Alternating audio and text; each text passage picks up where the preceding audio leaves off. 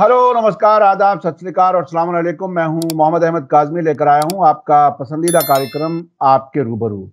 आप media star world पर लगातार इजराइल फिलिस्तीन जंग की कवरेज देख रहे हैं, लेकिन उसके साथ साथ हर जुमे को, हर फ्राइडे को हम एक खास प्रोग्राम करते हैं जिसका नाम है साउथ एशिया पर नजर सैयद अली मुश्तबा के साथ।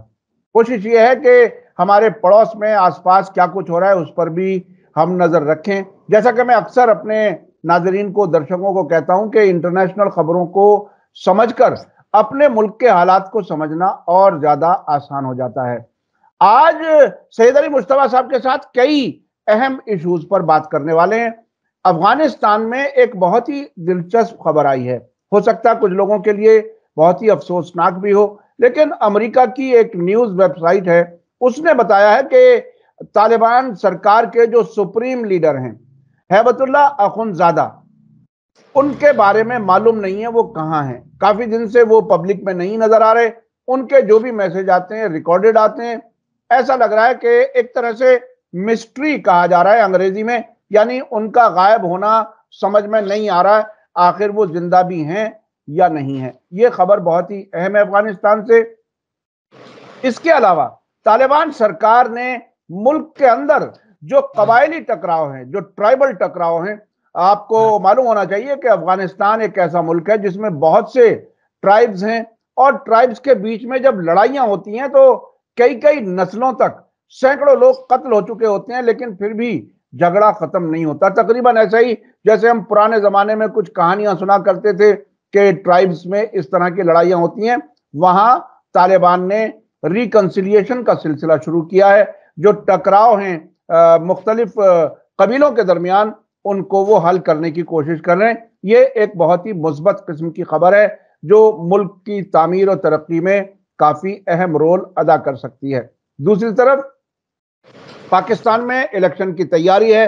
अभी तक ऐसा लग रहा है कि Imran Khan, former prime minister, शायद वो इलेक्शन ना लड़ सकें। वो अभी भी जेल में बंद हैं। उनके नंबर 2 के जो काफी अहम मिनिस्टर रह चुके हैं, शाह महमूद कुरैशी, वो जेल से बाहर आए और उन्हें दूसरे मुकदमे में वापस जेल में डाल दिया गया। नवाज शरीफ के दोबारा प्राइम मिनिस्टर बनने के इम्कान बढ़ते जा रहे हैं। उस पर भी हम नजर रखेंगे, उस पर बात करेंगे सैयद अली मुश्तबा के साथ। इसके अलावा बांग्लादेश में भी इलेक्शन की तैयारी है। वहां भी बहुत ही दिलचस्प कुछ वाकयात हो रहे हैं। वहां यूरोपियन यूनियन ने वहां की सरकार से, शेख हसीना सरकार से पूछा है कि आप जरा ये तो बताइए, आप इलेक्शन तो लड़ रहे हैं लेकिन अपोजिशन कौन है, अपोजिशन में कौन है। यानी वहां भी तकरीबन जैसे भारत में विपक्ष मुक्त भारत देखने की बात कही जाती रही है, तकरीबन उस तरह की वहां भी कोशिश है। अब देखना है क्या कुछ होगा। सैयद अली मुश्तबा साहब, वेलकम है आपका। मीडिया स्टार वर्ल्ड को आप वक्त दे देते हैं, उसके लिए बहुत बहुत शुक्रिया। आप ये बताइए कि अफगानिस्तान से जो ये खबर है, ये बहुत बड़ी खबर है। मुझे मालूम है कि जब ये सरकार बनी थी तो एक कंपैरिजन बताया जाता था कि जिस तरह से ईरान में सुप्रीम लीडर और उनके नीचे उनकी सरपरस्ती में सरकार चलती है आयतुल्लाह खामेनेई की, बिल्कुल उसी तरह से तालिबान की सरकार के सुप्रीम लीडर हैबतुल्ला अखुनजादा रहने वाले हैं। वो गायब बताए जा रहे हैं। क्या कुछ है इस खबर के पीछे? जी, बहुत शुक्रिया काज़मी साहब। पहले मेरे सामीन को मेरा आदाब, सत श्री अकाल और अस्सलाम वालेकुम। आज हम लोग जो है ये खबर बहुत ही अहम खबर है, क्योंकि तालिबान जो है वो उसकी एक्टिविटी और उसके जो जो कारनामे हैं वो हम लोग जो है हर प्रोग्राम के में लगभग बयान करते हैं। ये एक चौंका देने वाली खबर है जो कि अमेरिका की वेबसाइट है निकी एशिया, जो कि इंडिया और सब कॉन्टिनेंट साउथ एशिया के ऊपर नज़र रखती है। उसमें उन्होंने ये शाया किया है रिपोर्ट के पिछले 28 महीनों से हमारे जो हैबतुल्ला अखुनजाद साहब जो हैं, जो सुप्रीम लीडर हैं, जो कि कंधार में रहते हैं, वो काबुल में नहीं रहते हैं, उनकी कोई वो पब्लिक मीटिंग में कहीं आए ही नहीं है इतने ज़माने से। और उनके जो है रिकॉर्डेड मैसेज आ रहे हैं और उनका जो कुछ है, लेकिन वो उनकी शक्ल जो है वो किसी ने नहीं देखी है।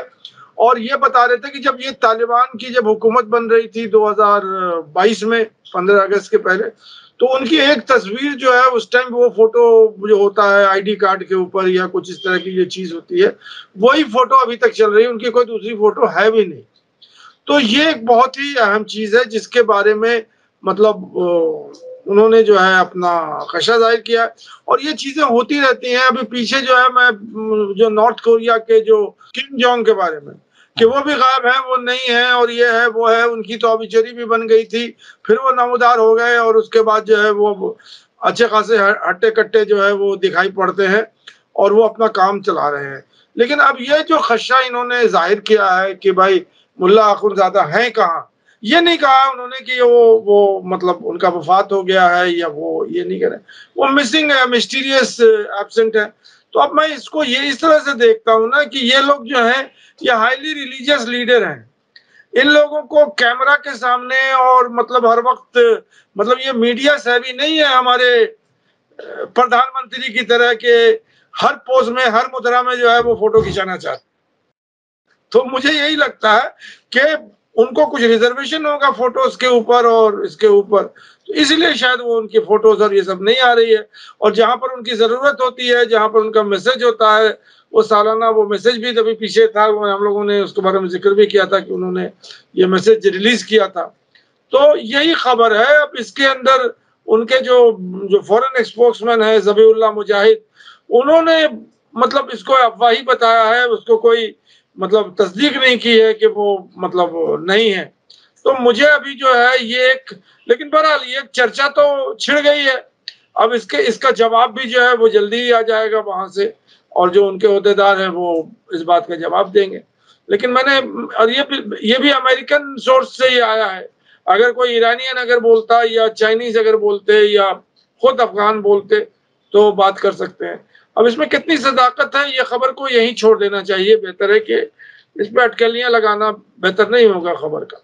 अच्छा, आपने अब से पहले कई बार तालिबान की कुछ कामयाबियों का जिक्र किया है, जिसमें उन्होंने अपनी करेंसी मजबूत की है, अपनी सिक्योरिटी बेहतर की है, और अब जो खबर आ रही है वो ये कि जो ट्राइबल झगड़े फसाद होते हैं उसको काफी हद तक खत्म करने की कोशिश कर रहे हैं वो। ये क्या कुछ है इसमें, कितनी सदाकत है, क्या है खबर, जरा बताइए।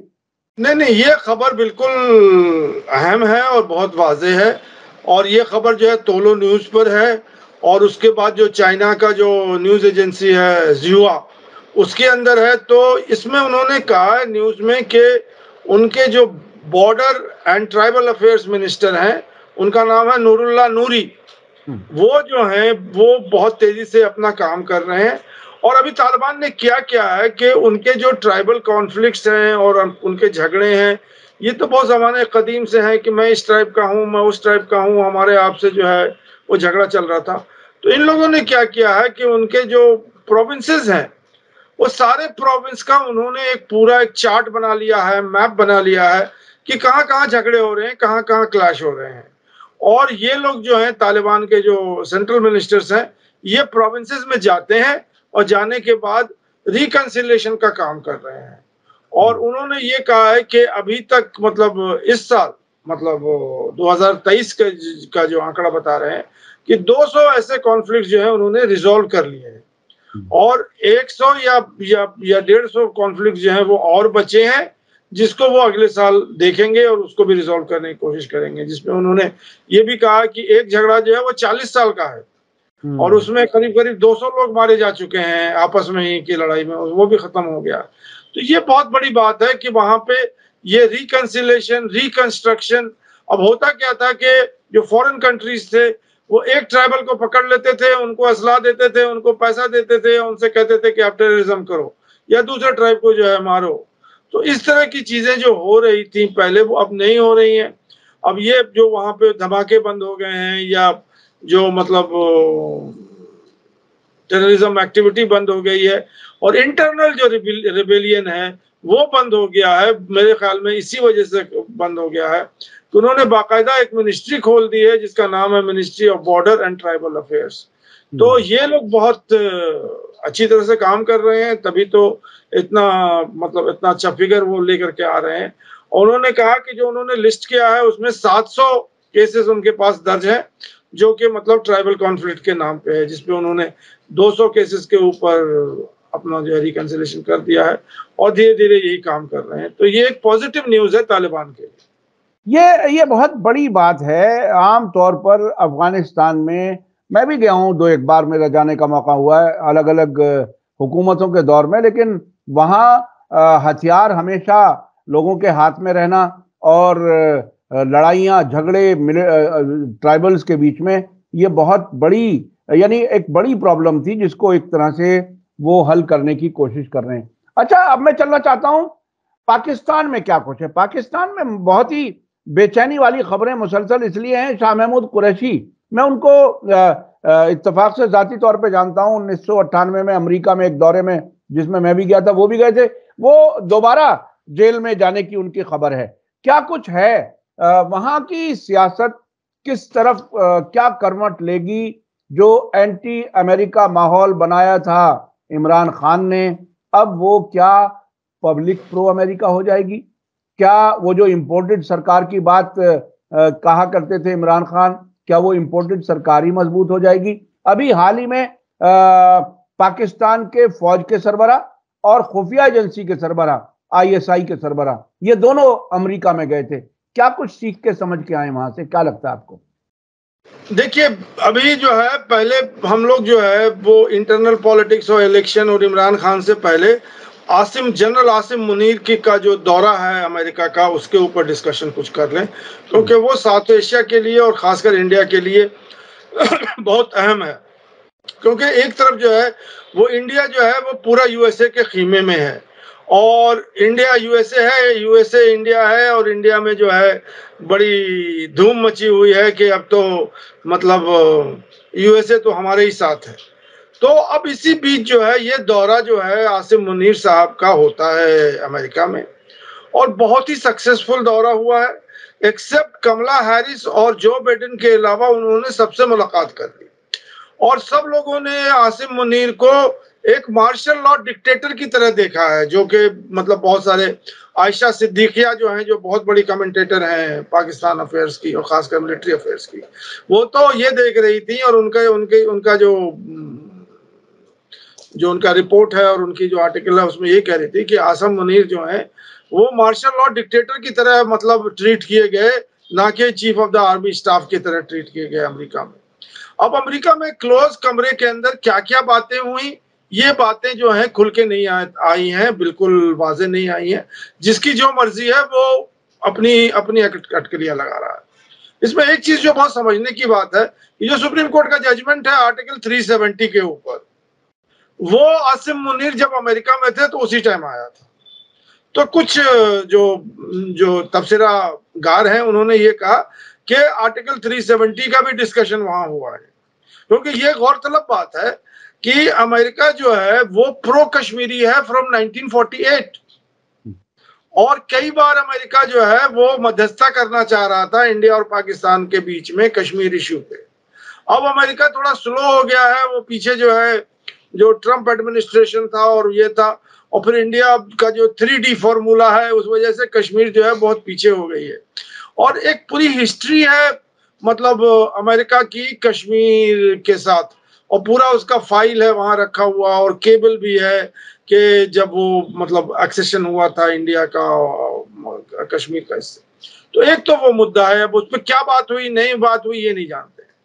दूसरा जो सबसे बड़ा मुद्दा था वो ये है कि पाकिस्तान ने उसके जो गहरे रिश्ते हैं चाइना के साथ, उसको वो क्लियर करना चाहते थे कि हम जो है चाइना के कैंप में नहीं है, अपने मकासद के लिए हम चाइना के कैंप के साथ हैं।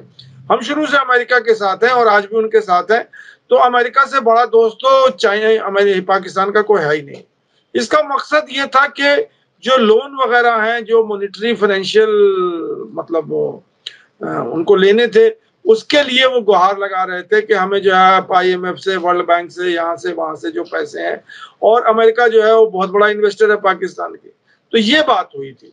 तीसरी बात जो है वो डिफेंस वाले जो हैं वो पूरे लॉयड ऑस्टिन और ब्लिंकमैन और सारे लोगों से बात की उन्होंने, उसमें उन्होंने स्पेयर पार्ट्स की बात की है, F-16 की बात की है, और तरह तरह के अमेरिकन असलाह की बात की है, जो कि बिल्कुल पैरेलल है इंडियन इंपोर्ट की, वो सब सारी जो असलाहें हैं वो अब अमेरिका पहले ही पाकिस्तान को दे रहा है और पाकिस्तान उसमें कोई कटौती नहीं चाहता है, वो चाहता है कि और हमें असला दीजिए आप।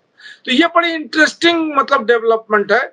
कुछ लोगों का ये मानना है कि आसिम मुनीर ने अमेरिका जा करके इंडिया अमेरिका रिलेशंस के ऊपर जो है वो क्या कहते हैं कि एक इक्लिप्स कर दिया है, मतलब ग्रहण लगा दिया है। क्योंकि अमेरिका में जो है अभी तो वाहवाही चल रही थी मोदी सरकार और बिडेन सरकार और इंडिया और अमेरिका ये वो, तो अब ये और जिस तरह की ट्रीटमेंट अमेरिका ने दिया है आसिम मुनीर को, वो ये बताता है कि उनको कोई मतलब एक ऐसा नहीं है कि कोई साइड किक है। और अभी 1 साल भी नहीं हुए हैं आसिम मुनीर को आए हुए और उनकी पहली विजिट हो गई है अमेरिका में। और जबकि उसी के बाद जो कमर अहमद बाजवा थे पिछले जो आर्मी चीफ थे, उनको तो करीब 4 साल के बाद अपॉइंटमेंट मिला था अमेरिका आने में। ये बड़ी इंटरेस्टिंग चीज है जिसको पढ़ने वाले समझने वाले ये बात करते हैं। और आसिम मुनीर जो है वो अमेरिका के पट्टू नहीं है, इसलिए कि उन्होंने अमेरिका में पढ़ाई नहीं की है। वो कभी किसी भी ना तो इंग्लैंड में ना तो अमेरिका में उनकी पढ़ाई हुई नहीं है। पूरी पढ़ाई उनकी और पूरा जो उनका आर्मी करियर है वो पाकिस्तान में है। तो ये बड़ी अजीब सी मतलब सिचुएशन है अभी, जिसमें इंडिया के जो हमारे फॉरेन अफेयर्स हैं उन्होंने भी कहा कि हम लोग we are waiting and watching the development के ये है। और फिर वही टेररिज्म की बात कर रहे हैं कि हो सकता है कि पाकिस्तान को अमेरिका पाकिस्तान को ये बताए कि आप टेररिज्म मत कीजिए। जो इंडिया का स्टैंडर्ड मौक़िफ़ है वही बात हुई थी। तो मैं इसमें एक छोटा सा कुछ इंफॉर्मेशन ऐड करना चाहूंगा जो मुझे कुछ इस वक्त याद आ रहा है। देखिए, एक जमाना था जब भारत सोवियत यूनियन के खेमे में था और पाकिस्तान तो हमेशा 47 के बाद से अमेरिका के खेमे में ही है। जब सोवियत यूनियन गिरा तो उसके बाद 90s में भारत भी अमेरिका के खेमे में चला गया। ये हुनर अमेरिका को आता है कि दो दुश्मन मुल्कों के साथ पैरेलल ताल्लुकात रख सकता है वो, और बड़े हुनर के साथ रखता है। और उसमें हमें याद है कि जब हम सोवियत यूनियन के ब्लॉक में थे तो उस वक्त अक्सर क्रॉस बॉर्डर टेररिज्म की बात हमारी तरफ से कही जाती थी। हमारे यहाँ भारत में जो भी वाकया होता था हमारे यहाँ से पॉलिटिकली मतलब ये कहा जाता था कि ये पाकिस्तान करा रहा है। लेकिन एक वक्त आया जब अमेरिका ने भारत को यह कहना शुरू किया कि साहब ऐसा नहीं है, आपके यहां होम ग्रोन टेररिज्म है, जिसका हमारी एजेंसियों ने सही ट्रांसलेशन करके इंडियन मुजाहिदीन एक नाम रख दिया गया। और इंडियन मुजाहिदीन की हवा निकल गई जब पार्लियामेंट में सवाल किया गया, अब वो भी खत्म हो गया। यानी भारत और पाकिस्तान के बीच में अब एक दूसरे के खिलाफ जो बयानबाजियां हैं वो बहुत कम हुई हैं। तो ये है अमेरिका का तरीका दो दुश्मन मुल्कों के साथ एक साथ ताल्लुकात रखने का। ये कभी एक स्टेप आगे कभी एक स्टेप पीछे, लेकिन ये तय है कि अमेरिका में जो पाकिस्तान के फौज के सरबराह पहुंचे वो इस तरह से पाकिस्तानी कमेंटेटर ने जैसे कहा है कि मार्शल्लाह डिक्टेटर की तरह से थे।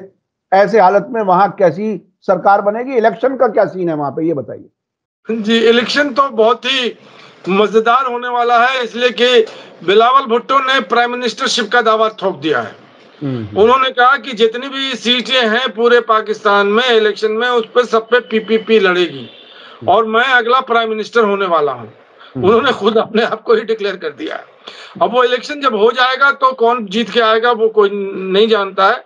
लेकिन अभी जो पीछे जब वो पीटीआई की सरकार आई थी तो उस वक्त पीपीपी का और नवाज शरीफ नून का जो पार्टी थी वो दोनों ने कोalition बना लिया था और वो कोalition बना करके वही अपोजिशन में भी आए थे और जब वो जो गिरी थी सरकार पीटीआई की तो वो पावर में भी आ गए थे। लेकिन बिलावल भुट्टो जो है वो शहबाज शरीफ से नाखुश हैं, इसलिए कि उन्होंने उनको फॉरेन मिनिस्ट्री का जो है ओहदा दे दिया था, बाकी उनके कोई गवर्नमेंट में कोई उनके पार्टी के कोई लोग थे नहीं। तो ये तो जो तकरार चलती है सिंध और पंजाब की तो वो तो फिर शुरू हो गई है और एक तरफ जो है वो बिलावल भुट्टो है, दूसरी तरफ नवाज शरीफ है। अब ये जो थर्ड फोर्स जो पाकिस्तान में उभरा था कुछ दिन पहले इमरान खान की तरफ से और काफी शोहरत उसने मचाई थी और बहुत ज्यादा उसने मतलब एक अपना जगह बनाई थी, उस फोर्स को जो है अभी तक उसकी समझ में नहीं आ रही है कि उस फोर्स को क्या इन्होंने, जो उनके अपोजिट हैं आर्मी के लोग और जो नवाज शरीफ के लोग हैं, क्या तो उसको खत्म कर दिया है कि नहीं कर दिया है। ये चीजें जो हैं ये इलेक्शन के बाद ही समझ में आएंगी। यानी तकरीबन एक चीज जो मुझे समझ में आ रही है, कुछ चीजें वाकयात याद आ रहे हैं मुझे, वो ये कि पीपीपी और ये नवाज शरीफ वाली पार्टी, ये दोनों अमेरिका से तालमेल कहीं ना कहीं थोड़ी बहुत कुछ है।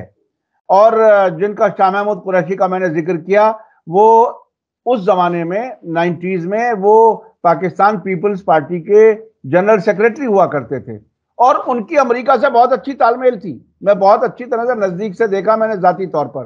तो तीसरी पार्टी बची ये इमरान खान की पाकिस्तान तहरीक इंसाफ। वहां शायद अमेरिका की दाल नहीं गली या अमेरिका से अच्छे ताल्लुकात उनके नहीं हैं। तो अब वही तीसरी फोर्स कमजोर होती जा रही है। अच्छा, मैं अब चलना चाहता हूं, समझना चाहता हूं बांग्लादेश में क्या हो रहा है। हमारे पड़ोस बांग्लादेश में, जो कभी पाकिस्तान का हिस्सा हुआ करता था 71 से पहले, वहां भी कुछ ऐसी सुगबुगाहट है कि वहां अपोजिशन बिल्कुल नाम की रह गई है। क्या कुछ होगा, अपोजिशन लीडर खुद इनएक्टिव हैं, उनका बेटा लंदन में रहता है, और कहां क्या कौन सामना करेगा इलेक्शन में? जी, यही सवाल जो है यूरोपियन यूनियन ने अवामी लीग से कहा था कि इलेक्शन तो आप करवा रहे हैं, इलेक्शन हो रहा है बांग्लादेश में, लेकिन ये बताइए कि आपका अपोजिशन कौन है, कौन आपके मुखालिफ। जो अपोजिशन का जो एक तो ट्रेजरी बेंच होता है, एक अपोजिशन बेंच होता है, तो वो हर मुल्क के अंदर होता है। तो अपोजिशन बेंच में कौन बैठेगा? तो फिर उन्होंने उसका जो है गोलमोल जवाब दे दिया कि अब इलेक्शन हो जाने दीजिए, उसके बाद जो है आपको समझ में आएगा कि कौन जो अपोजिशन में बैठेगा।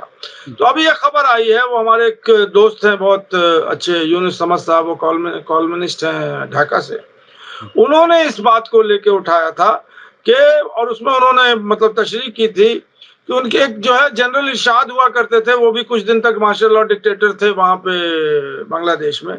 उन्होंने बाद में जेतिया पार्टी बनाई थी। उस जेतिया पार्टी जो है वो, उसमें 26 सीट जो है वो अवामी लीग ने जेतिया पार्टी को दे दी है। और जेतिया पार्टी जो है वो अभी तक मुझे नहीं मालूम है कि उसने बाकायदा अलायंस किया कि नहीं कहा। उसने कहा कि हम 300 सीट पे लड़ेंगे, 365 सीट वगैरह के आसपास की पार्लियामेंट है वहां पे, और 6 या 8 सीट जो है उन्होंने 14 के अलायंस में या 13 के अलायंस में लोगों को दी है। वहां नॉमिनेशन बंद हो गया है, इलेक्शन की बिल्कुल गहमा-गहमी है, तैयारी है। जो बीएनपी पार्टी है वो कहती है कि हम इलेक्शन नहीं लड़ेंगे, हम इलेक्शन में पार्टिसिपेट नहीं करेंगे, और हम जो है हमेशा इस गवर्नमेंट को हम अपोज करते रहेंगे। तो अब उनसे जब पूछा गया, जो उनके मतलब अवामी लोग हैं, कि कौन बैठेगा अपोजिशन में, ये बताइए, तो कुछ लोगों का कहना है कि जेतिया पार्टी बैठेगी। तो जेतिया पार्टी बैठेगी तो वो अपोजिशन थोड़ी है, वो तो अवामी लीग ही है। तो वही एक ही पार्टी जो है वो ट्रेजरी बेंच में भी होगी, और वही पार्टी जो है वो अपोजिशन बेंच में होगी। इससे ज्यादा क्या मजाक हो सकता है। फिर उन्होंने कहा कि बहुत सारे बीएनपी के लोग हैं जो कि छोड़ दिए थे, 15 एमपी थे, वो लड़ रहे हैं इलेक्शन, और वो अपोजिशन में बैठेंगे। तो ये बिल्कुल वहां पे ये है कि एक तरह से समझ लीजिए कि डिक्टेटरशिप है हसीना वाजिद की, और कहीं भी डेमोक्रेसी नहीं। जितने 100 से 150 जो उनके मेन लीडरान हैं, उनको टेररिज्म के ऊपर, उनको मर्डर चार्जेस के ऊपर बंद किया हुआ है जेल पे, और हजारों हजार जो बीएनपी के लीडर हैं वो बंद किया हुआ है। और जो दूसरी जो बहुत बड़ी पार्टी है वहां पे, वो जमायत इस्लामी है। जमायत इस्लामी को जो है उन्होंने सुप्रीम कोर्ट से बैन करवा दिया है कि वो लड़ नहीं सकते इलेक्शन। तो अब तो ये है वहां पे कि मतलब इतनी ज्यादा तानाशाही है इसकी कि ये नोट जो है अमेरिका भी कर रही थी, उन्होंने एक रैपिड एक्शन फोर्स बनाया हुआ है जो कि जाकर के रात में जाकर के क्रैक डाउन करती है। तो यहाँ से हम लोगों को शेख हसीना वाजिद का चेहरा जो है बहुत अच्छा धुलाया समझ में आता है, लेकिन हकीकत यह है कि वो मतलब एक डिक्टेटर बन चुकी है। और अब जो है 7 जनवरी को जब इलेक्शन होगा तो she will have the distinction, उसको एक एजाज हासिल होगा कि longest serving prime minister of the world, और लेडी लॉन्गेस्ट सर्विंग प्राइम। 2014 से मुस्तकिल वो प्राइम मिनिस्टर ही है, और अब जो है वो बिल्कुल क्लियर है कि 2024 के 7 तारीख को, जनवरी को जो इलेक्शन होगा उसमें शेख हसीना वाजिद ही जीतेगी। अच्छा, एक चीज बताइए, क्या शेख हसीना जो पिछले कुछ महीनों पहले अमेरिका और शेख हसीना के बीच में जो कड़वाहट की खबरें आ रही थी, क्या वो कहीं सेटल हो गया? कहीं कोई विजिट हुई है वॉशिंगटन की किसी की, या ढाका में आकर के कोई कान में आकर के बात सेट कर ली है अमेरिका ने, या अमेरिका ने उसको अपने हाल पे छोड़ दिया, भारत की मर्जी की सरकार वहां बने, ऐसा कुछ हो गया? क्या है? देखिए, बंगला में एक वर्ड है, खेला हो गया लो खेला हो गया, मतलब ये खेल हो गया। हाँ। तो ये भी वही वर्ड है कि यहाँ पे क्या खेल हुआ है। हो सकता है कि भारत ने प्रेशर दिया हो अमेरिका को कि आप जो है अपने हाथ खींच लीजिए, वहां ज्यादा मतलब कुछ मत कीजिए, हम तो आपके साथी हैं और जैसा आप चाहेंगे वैसा बांग्लादेश में होगा। ये मैं एक लेमैन एनालिसिस दे रहा हूँ कि जो भी आप चाहेंगे अमेरिका में बांग्लादेश में करवाने के लिए तो हमसे बात कीजिए, हम वो करवा देंगे शेख हसीना से। तो डायरेक्ट आप इन सब चक्करों में मत पड़िए, ह्यूमन राइट्स और मतलब डेमोक्रेसी और पार्लियामेंट्री ये अपोजिशन और क्या क्या ये वो। तो मुझे ये लगता है कि अमेरिका जो है वो इस तरह के किसी दबाव में आकर के वो फ्री एंड फेयर इलेक्शन का जो उसने नारा लगाया था पहले, यूरोपियन यूनियन को भी साथ में लेके आ गया था। अब तो हार्डली एक हफ्ते भी नहीं बचे हैं इलेक्शन में, तो अगर कुछ इस तरह की रुख होती तो अभी तक वो सामने आ जाती। लेकिन हमें ये लग रहा है कि all green signal from all over the world वो शेख हसीना के साथ है। तो ये शेख हसीना के साथ है। और देखिए, भारत को अमेरिका में जिस तरह से देखा जाता है, लंबे अरसे से रिपोर्टें भी आ रही हैं, जाती तजर्बे भी हैं कि चाइना को कंटेन करने के लिए भारत को सपोर्ट करना जरूरी है। वॉशिंगटन की ये सोच है। तो जिस तरह से सऊदी अरब को मुस्लिम मुल्कों में एक तरह से आउटसोर्स किया हुआ है बहुत से इश्यूज में, हो सकता है इलाकाई मुल्कों के मामले में कुछ भारत को भी आउटसोर्स किया हुआ हो, लेकिन बहरहाल हमारे पास ऐसे कोई सबूत नहीं है। लेकिन जिस तरह के इशारों की बात आपने कही उससे तो तकरीबन ऐसा ही लगता है। बहुत बहुत शुक्रिया सईद अली मुस्तफा साहब, आपने हमारे साथ हमें वक्त दिया और हर फ्राइडे को हमें टाइम दे देते हैं। जी, आप कुछ कहना चाहते हैं, बताइए। देखिए, जो बांग्लादेश के इलेक्शन का जो फाइनल मैटर है या फाइनल जो रिजल्ट है वो तो सबको मालूम है, दुनिया को। लेकिन हमेशा बांग्लादेश में ये बात कही जाती है कि किसके पैसे से इलेक्शन लड़ा जा रहा है। तो 2014 में तो ये बात खुल के आ गई, यूरोपियन यूनियन को भी आ गई कि ये साहब ये इंडिया के पैसे से लड़ा गया था और शेख हसीना वाजिद जो है वो इंडिया के पैसे से जीत करके आई थी। 2018 के इलेक्शन में ये हो गया था, ये चाइना के पैसे से लड़ा जा रहा है। अब ये बात बांग्लादेश में अभी पूरे मतलब गली कूचे में या ये चर्चा चल रहा है कि ये जो इलेक्शन हसीना वाजिद लड़ रही है इसका कैश जो है वो इंडिया से आया है, क्योंकि इंडिया को शेख हसीना वाजिद के अलावा दूसरा कोई भी गवर्नमेंट नहीं चाहिए, किसी से भी वो मतलब अपना तालमेल नहीं मिला सकती है, सिर्फ शेख हसीना वाजिद की। तो ये बात बहुत अहम है कि वहां पे जो स्ट्रीट टॉक हो रहा है कि शेख हसीना के पास जो इतने पैसे आए हैं ये कहां से आए हैं इलेक्शन लड़ने के लिए, और जो जैसे इलेक्शन यहाँ लड़े जाते हैं वैसे वहां लड़े जाते हैं, पैसे डिस्ट्रीब्यूट होते हैं वोटर्स को और वोट खरीदे जाते हैं। ये मैं कहना चाहता हूँ। ये बहुत बड़ी खबर है और उसमें मैं कहीं ना कहीं महसूस कर रहा हूं कि मोदी जी और अडानी और इन सब के ताल्लुकात भी बहुत ही अहम रोल अदा कर रहे होंगे। वहां पर बांग्लादेश में बहुत कारोबार अडानी साहब को भी मिला हुआ है, हमें इस बात की इत्तला है। और अडानी जी और मोदी जी किन किन चीज़ों को क्या प्रायोरिटी देते हैं वो उनका अपना सोचना है, उस पर हम आगे नहीं बढ़ सकते। बहरहाल बहुत बहुत शुक्रिया जनाब सईद अली मुस्तफा साहब, आप हमें वक्त दे देते हैं और पूरे इलाके की खास खबरों पर चर्चा हो जाती है, आपका एनालिसिस आ जाता है, उसके लिए हम आपके शुक्रगुजार हैं। इसी के साथ मुझे दीजिए इजाजत। धन्यवाद, शुक्रिया, जय भारत, जय हिंद। मीडिया स्टार वर्ल्ड के और वीडियो देखने के लिए हमारे चैनल को सब्सक्राइब करें और सीधे नोटिफिकेशन पाने के लिए बेल आइकन दबाएं। और अगर हमारी खबर सच्ची और अच्छी लगे तो अपने व्हाट्सएप, इंस्टाग्राम, फेसबुक और ट्विटर अकाउंट पर जरूर शेयर करें।